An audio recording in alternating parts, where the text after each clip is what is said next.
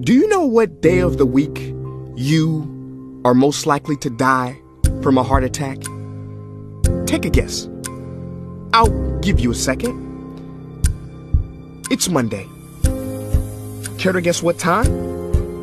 It is between 8 and 9 a.m. Do you know what else happens Monday at 8? That is the same day and time people get ready to go into jobs they hate. Coincidence? I don't think so. Take a look at this chart. This is the lifespan of the average person. On average, we live about 80 years. If we're lucky, we start working at about 18, and we work, and retire at about 67. Now, what does this tell you? That for better or for worse, the majority of your life will be spent at work. Do not spend that time unhappy. Like my friend Jay. See, Jay would always say, when I finish school, then I'll be happy. Well, Jay finished school, but he wasn't happy. So then Jay said, when I get a job, then I'll be happy. Jay got a job, but he still wasn't happy. So Jay said, when I get married, settle down, and have kids, then I'll be happy. Well, he got married, settled down, had 2 kids, but still wasn't happy.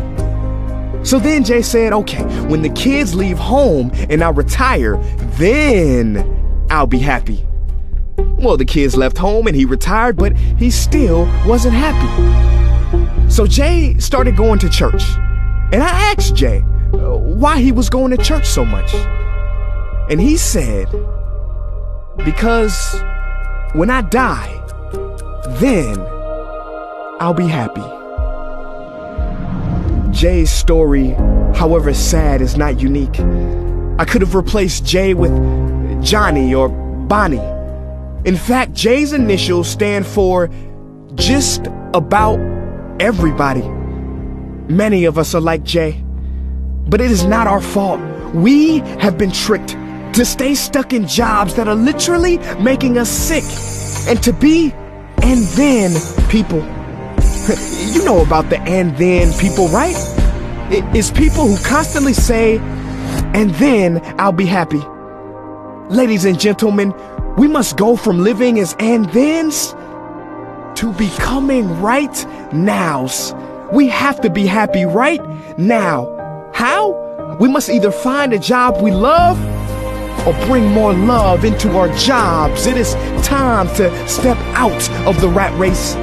Because the funny thing is, even if you win, make a load of money, hold up the trophy that everybody hails, you're still a furry rodent with a pointy nose and long tail. Wake up. Stop playing with your life. This ain't a video game. This ain't Mario Kart. This ain't Fortnite. There is no try again button, no option to redo this level. When the game's over, game's over. But there is one cheat code to the human console, and that is to take control and to stop buying into the lies society has told, like how overworking is cool and being stressed out is a status symbol. Oh, and I almost forgot the biggest lie. Keep a work-life balance. Now, on the surface, you may not see how crazy that sounds, but think about it. Work-life balance? Shouldn't it be the other way around? Shouldn't life come before work? Because when your life is better, your work is better? But don't take my opinion. Harvard professor Sean Achor recently discovered something fantastic, which he calls the happiness advantage.